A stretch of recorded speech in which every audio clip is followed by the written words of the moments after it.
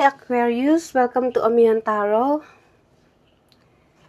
Remember, ito ay general reading. Pwede kang makarelate, pwedeng hindi. So, kunin mo lang ang messages na para sa'yo.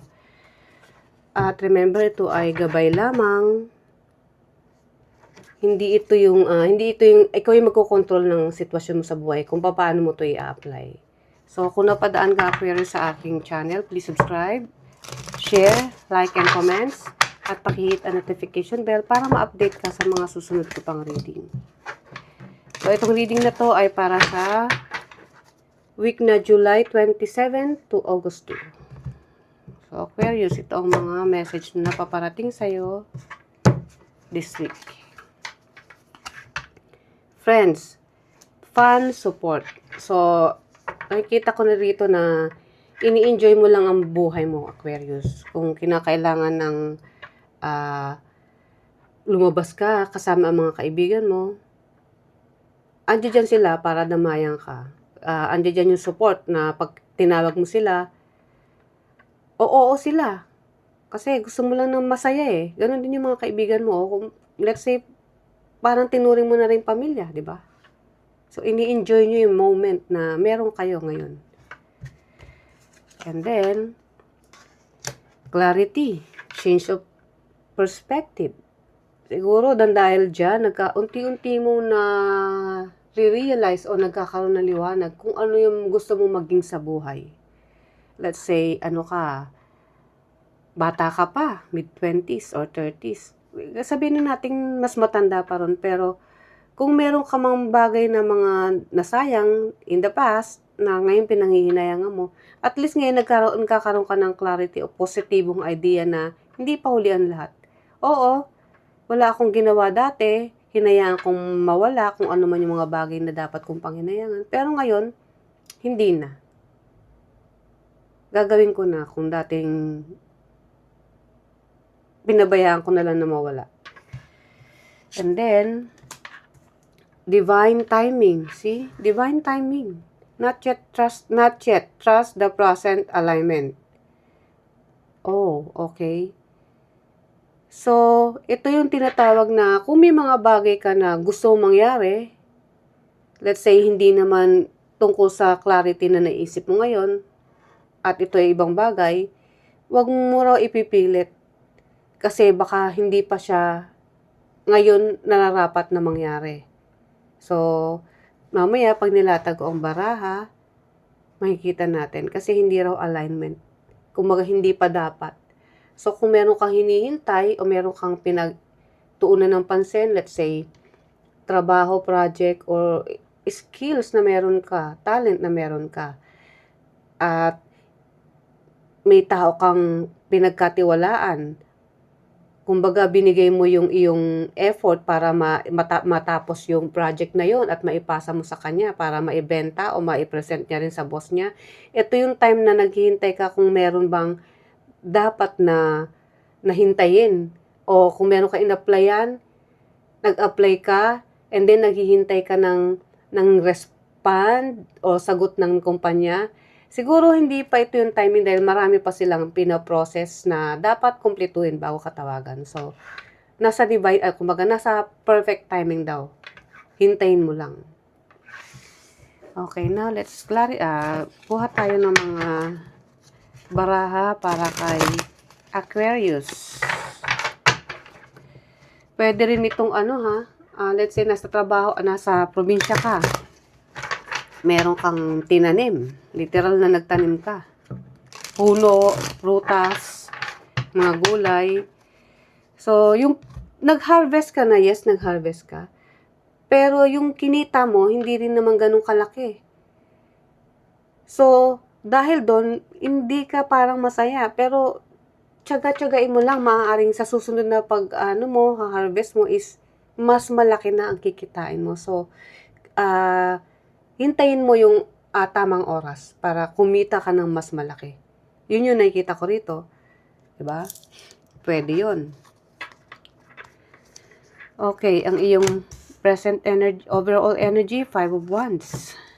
Ang iyong present, challenge, Knight of Wands. Ang iyong opportunity, 10 of Pentacles. So, 5 of Wands. Nasa ano ka ngayon, Aquarius May mga kaibigan ka, di ba? Andiyan dyan yung support. Pero hindi ko maintindihan bakit ngayon is meron kang, ito yung feeling mo, hindi ka karapat-dapat o sa tingin mo hindi mo kayang gawin ng isang bagay. Kumbaga, ano dun yung parang hindi maliwanag sa'yo yung lahat. Naguguluhan ka. Or pwede rin itong competition, away o gulo. Away o gulo na sa tingin mo, talunan ka this time. At dahil doon parang hindi mo hahayaan na basta gano'n na lang ang maging resulta, kaya andirito yung parang magiging competitive ka. Iniisip mo na kung ito yung kaya nyong gawin, kaya ko din. Diba? Or kung ito naman ay trabaho, sa tingin mo, meron ka pang mas magagawa. Pwedeng position din sa trabaho. Kung nasa trabaho ka at may mga kasama ka na very competitive din para makuha ang position na yon. So, maaaring yun. May competition na nangyayari. At hindi ka papatalo. Yun na nakikita ko sa'yo. That's why ngayon medyo magulo ang isip mo. Kaya andito yung friends na susupport sa'yo dahil may mga time na may mental block ka, naguguluhan ka, na hanggang sa sumakit na yung ugat ng utak mo. So, iniisip mo na, sandali, kailangan ko rin ng break. And then, tatawagin mo yung mga kaibigan mo na totoo sa'yo. Yung nandiyan dyan lagi, yung mga totoong nakikinig sa'yo. Ayan, andiyan sila para magsuporta sa'yo. So, give yourself a break. Oo, tama lang yan. Lalo na kung nandito ka sa energy o sitwasyon ng puro competition ang nangyayari. And then, ang iyong challenge, Knight of Wands. Yung pagpupursige mo, sabi ko nga that's why 5 of Wands Yes, competitive ka, pero may time na tingin mo mas mahihigitan ka. Kumbaga nawawalan ka ng tiwala sa sarili mo. Na baka mas maungusan ka, na mapag-iwanan ka, kahit na anong effort mo, baka hindi mapansin. 'Di ba? Iniisip mo na kahit malakas loob ko, kahit determinado ako, baka mamaya hindi rin pala mapansin yung trabaho ko, paano na yan? So, yun yung nagiging challenge mo. And then, ang iyong opportunity, 10 of Pentacles. Kung ito ang target mo, position, para magkaroon ka ng, sa tingin mo is mag-level up o magkaroon ng stability or financial na magsisecure sa'yo, kailangan mo maging competitive talaga. Ipakita mo yung galing mo dahil may galing ka. 10 of Pentacles is yung talagang lalago na kaperahan. So, siyempre, kung ikaw ay mapopromote, natural, pati ang iyong sweldo is aangat din yan. So, kaya mong gawin yun. Kaya mo makipagsabayan kung sino man tong mga karibal mo, whether trabaho, business, diba? Nasa sayo yan. So, let's clarify. Aquarius, anong nangyayari sa'yo this week? Masyado kang palaban. Knight of Cups. So, kung sila, nakikita mong, masyadong ayaw magpatalo, Knight of Cups is dun yung ibubuhos mo lahat ng effort mo. Kumbaga, i-explore mo kung ano yung mga kakayanan mo na sa tingin mo. Na sa tingin mo is wala sila nun. Nang meron ka. So, yung pagiging tiwala mo sa sarili mo, mataas. Na kayang-kaya mo makipagsabayan. At kung may alam sila, when it comes to work na pinagbibilangan nyo ngayon, mas matagal man yung experience nila rito, o mas matagal man sila sa company na to, is hindi ka apektado dun. Kasi para sa'yo, mayroon kang kakayanan na pwedeng wala sila. May mga strategy ka na sa tingin mo, ikaw lang ang meron. So, kung ano man tong pinaglalaban mo rito, ibubuhos mo lahat yung effort mo. Yung trabaho mo, yung iyong galing, Diba? Ando dun yun. Kung kailangan gamitan ng mga technique o pagiging smart, yung katalinuhan, gagawin mo lahat yan. Tingin ko pa nga rito, ano dun yung pag-explore mo, diba? May mga i-research ka para lang mas madagdagan yung kaalaman mo. Diba?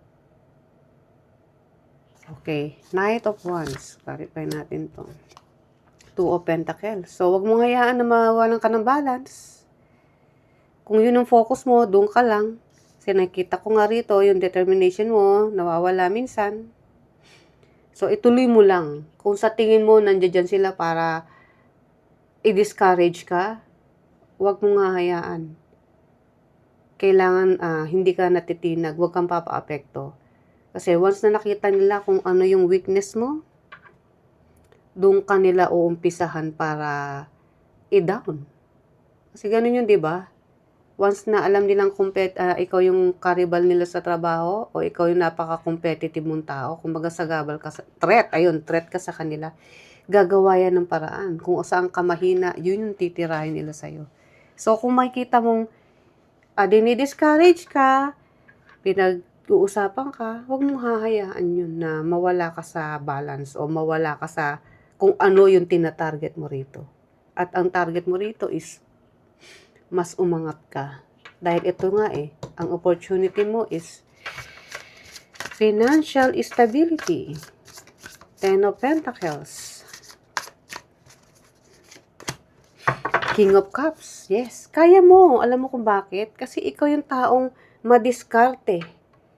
Kung meron man maging problema o issue, kaya-kaya mo i-troubleshoot yan. At alam yan ng mga taong nakapaligid sa iyo, kaya nga sa kanila threat ka eh. Alam nila yung kakayanan mo. Yung pwede mong gawin. So kung kailangan mong magyabang minsan, let's say magyabang in a way na ayaw mong magpatalo o pakita mo sa kanila mas magaling ka, gawin mo yun. Kasi baka may time dito na ini-intimidate ka, so huwag ka magpapa-intimidate, di ba? So Aquarius, huwag kang magpapa-intimidate. Gawin mo yung nararapat. Ngayon, ang gagawin natin is, susunod mong baraha is yung past energy, present, and in the future.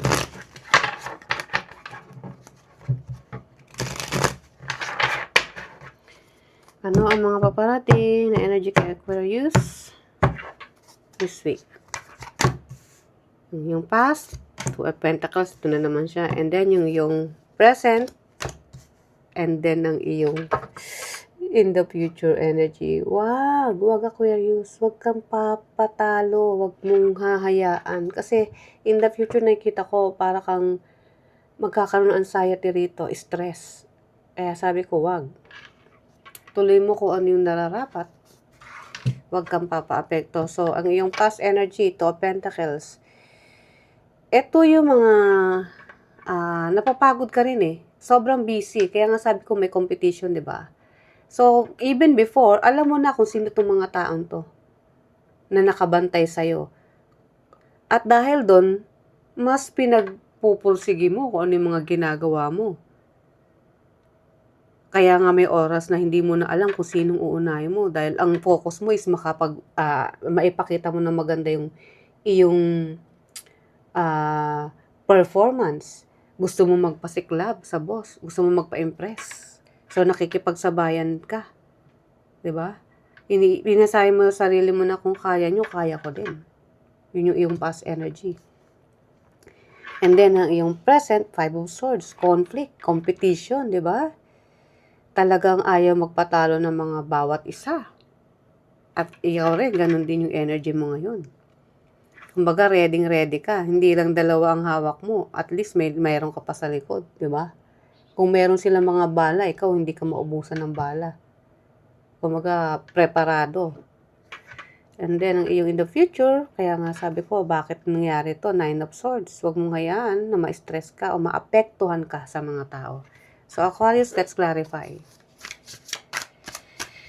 Ano tong mga nangyayari ngayon, ha? Aquarius, huwag mong hayaan. Two of Pentacles in the past, the Hermit. Yeah. Kasi para sa'yo, Kahit na sabihin mo pang pagsabayin mo, doon ka nakakakuha ng lakas ng loob eh. Para sa'yo, ito yung magbibigay sa'yo ng liwanag o ng clarity o kasaganahan in the future kung makukuha mo tong promotion na inaasam-asam mo. Kaya nga sabi ko ando doon talaga yung halos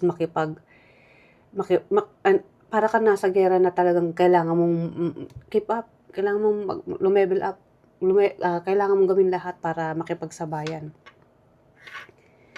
So, kung sa tingin mo yun yung tama, yun yung ginagawa mo. Para sa'yo, yun yung nararapat. Dito, umaasa ako, magkakaroon ng liwanag o magkakaroon ng magandang kinabukasan yung buhay ko. Kumbaga, nandoon yung hope mo. Ipagpapatuloy ko lang. So, now, 5 of Swords. Kaya nga sabi ko, ang competition, matindi. Either sa trabaho to o business pero nakikita ko to sa workplace. And 6 of Wands. See? Hindi ka papatalo. 6 of Wands is gusto mo yung tagumpay. Ikaw, at the end of the day, kailangan ang ending nito, ikaw ang mapopromote. At gusto mo na yung mga tao is mare-recognize ka sa galing mo. Magse-celebrate dahil sa ginawa mo. Nang dahil sa'yo, gumanda yung takbo ng kumpanya. Yun yung gusto mo. Kaya, ang pangarap mo rito, ma-recognize ka. Dahil isa ka sa nag-ambag ng kung ano man yung mararating o ikakabuti ng kumpanya. Diba? 6 of Wands is success, triumph. Nare-recognize ka, and dito yung recognition. Kasi alam mong magaling ka at karapat-dapat ka kung ano man yan.